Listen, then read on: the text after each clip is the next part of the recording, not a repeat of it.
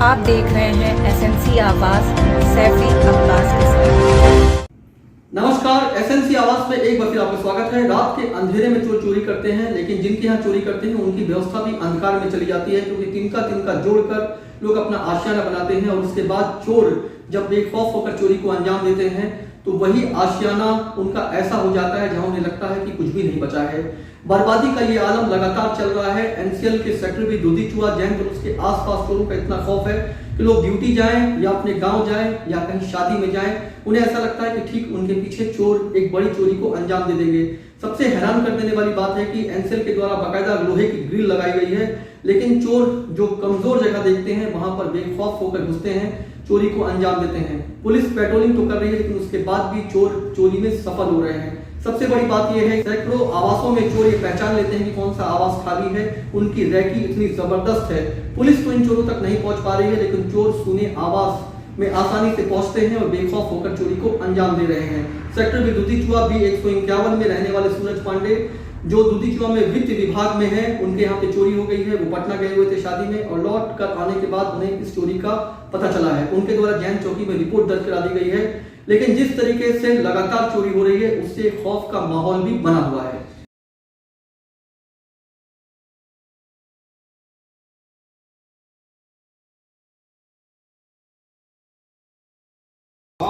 NCL की colony में लगातार चोरी हो रही है और लगातार चोरी होने से दहशत व्याप्त है। एक तरफ जो एनसीएल प्रबंधन है वो लगातार ग्रिल और दूसरी हाईटेक चीजों से कॉलोनी के आवास को सुरक्षित करना चाह रही है, लेकिन चोर भी नए नए तरीके ढूंढ लेते हैं। अब इस समय एनसीएल सेक्टर भी दुधीचुआ के बी 151 में आए हुए हैं और यहाँ पर सामने तो ग्रिल लगा हुआ है, ऐसा लगता है कि चोर इस ग्रिल को कभी भी भेद नहीं सकते हैं, लेकिन चोरों को जहां पर भी कमजोर दीवार मिलती है या उन्हें लगता है कि यहां से अंदर जाकर चोरी किया जा सकता है तो वो पीछे नहीं हटते हैं।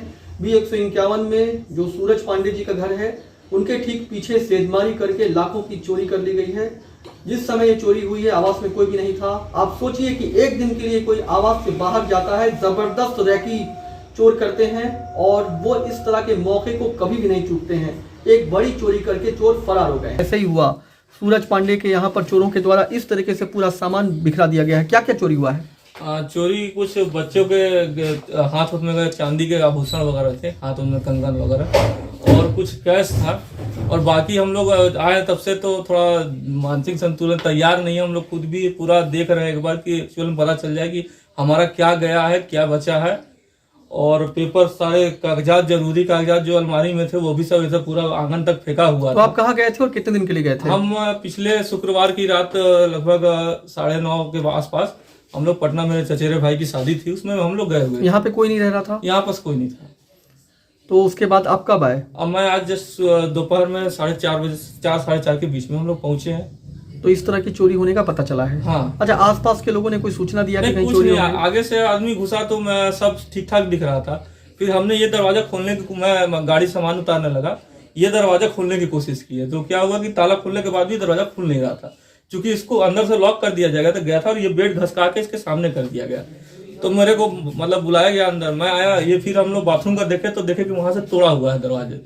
फिर वहां आगे देखे कि यहाँ होल किया हुआ। हम घुसने की कोशिश किए, घुस नहीं पाए। फिर हम बाहर से आगे देखे तो पूरा देखे कि सब उधर पीछे भी तोड़ा हुआ है, बीच में भी तोड़ा है, यहाँ भी तोड़ा है, बाथरूम का भी तोड़ने की कोशिश किया गया है। और फिर अभी तक क्या एक्चुअल में मेरा गया है, क्या बचा है, फिर भी कितने की चोरी लग रही है? जो चांदी का आभूषण हम लोग को मोटा मोटी और कैश का है अभी, तो वो मोटा मोटी हमको लगता है कम से कम 20,000 से ऊपर का वो चला गया है। और शायद एक आध चीज और था, चेन वगैरह, उसका कंफ्यूजन में है थोड़ा। अभी हम लोग उसको सही से देख ले और उसके बाद ही हम कुछ एक्चुअल बता पाएंगे। कैश कितना था? कैश मोटा मोटी 5-7 हजार के आसपास था। उसके बाद चांदी का आभूषण? चांदी के 7 या 6 जोड़े पायल थे और बच्चों के 2-3 जोड़े ये हाथ में का बेड़ा था। और एक हमारे यहाँ चांदी का सिंदूर लगाने वाला मिलता है शादी में, लेकिन सबसे बड़ी बात यह है कि जो चोरी हुई है वो तो हुई है। हाँ, वो लेकिन है। जिस तरीके से घर छोड़ के जाओ और उसके ठीक पीछे चोरी हो जाती है, हाँ। तो एक डर और दहशत का माहौल तो है। बहुत ही ज्यादा ये समझ नहीं आ रहा। एक तो ठंडी का माहौल है, पंखे कूलर सब बंद रहते हैं और ये लगभग देखा जा सकता है कम से कम इसको करने में मेरे ख्याल से 2 से 3 घंटे लगे होंगे। और चोरों को इस भीड़ भाड़ कॉलोनी के इतने सारे आवासों वो के निडर बीच हैं, में वो निडर हैं, वो तो ऐसे चोरी कर रहे हैं जैसे कि उनका खुद का घर है। नहीं, ये पता चल जाता है कि कौन सा हाँ, आवास खाली है। बिल्कुल, सबसे बड़ी बात तो ये है बिल्कुल, कि बिल्कुल। इतने सारे आवासों के बीच में वो उन आवासों को ढूंढ लेते हैं। और उनके ये जो बाथरूम का जो तोड़ने को प्रयास किए हैं, उससे तो ऐसा लग रहा था कि अगर शायद आज में हम लोग ना आते तो उसके बाद वो यहाँ से हट बढ़ के अंदर दूसरे कमरों में भी जाने का उनका पूरा प्रयास करते मतलब हैं। वो किश्तों में लगातार एक हाँ। एक दिन आके चोरी कर रहे हैं। हाँ बिल्कुल। और हालांकि पुलिस विभाग से जुड़े हुए लोग भी आ गए हैं और उनके द्वारा भी लगातार यहाँ पर देखा जा रहा है। और जिस तरीके से चोरी हो रही है, अब देखना यह है कि इन चोरियों का खुलासा हो पाएगा या ये भी एक अनसुलझी पहेली बनकर रह जाएंगे। लोकेशन। अच्छा, इस दरवाजे से फिर वो कमरे में घुसे हैं। मतलब ये दरवाजा भी बंद नहीं हो रहा है।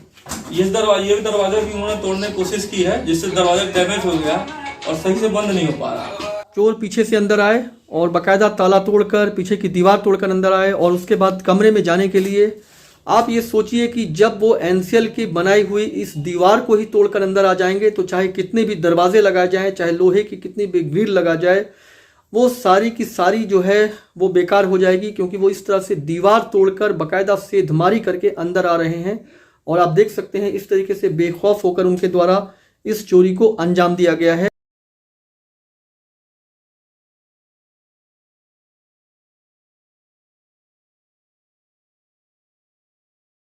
लगातार चोरी तो हो रही है, लेकिन कुछ सुलगते हुए सवाल हैं जिसका जवाब पुलिस नहीं दे पा रही है। इतने सारे आवासों के बीच में चोरों को कैसे पता चल जाता है कि कौन सा आवास खाली है? आखिर उनकी रैकी इतनी जबरदस्त कैसे है? ऐसा देखा गया है कि लोग एक दिन के लिए भी कहीं बाहर जाते हैं तो उनके आवास में चोरी हो जाती है। पुलिस पेट्रोलिंग तो कर रही है, लेकिन वो इन चोरों तक नहीं पहुंच पा रही है। और एनसीएल के जो कर्मचारी हैं और आसपास की जो बस्ती में लोग रहते हैं, उनके अंदर चोरों को लेकर एक खौफ बना हुआ है, क्योंकि कई ऐसे आवास हैं जिनकी चोरी हो गई है और अब तक इन चोरियों का खुलासा भी नहीं हुआ है।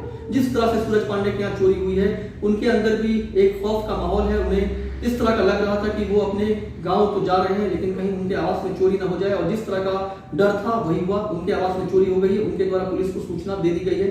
अब देखना है कि पुलिस इन चोरों तक पहुंच पाती है, इस चोरी का खुलासा होता है, या ये भी एक अनसुलझी पहेली बनकर रह जाएगी। एसएनसी आवाज के साथ सैफी अब्बास।